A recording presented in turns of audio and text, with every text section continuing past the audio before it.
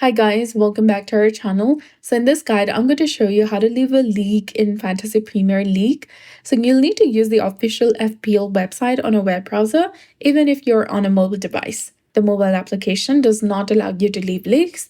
So go to the fantasy.premierleague.com, log into your specific account, then navigate to the Leaks and Cups option, which is between transfers and fixtures. Once there, you need to scroll down and you'll see the list of leagues that you've joined or created.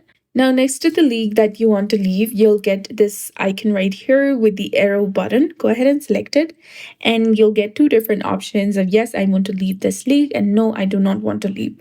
If you are sure that you want to leave, click on yes, I want to leave this league option, and you'll be done. But if there is a league that you created and you're the admin, you cannot leave your league simply.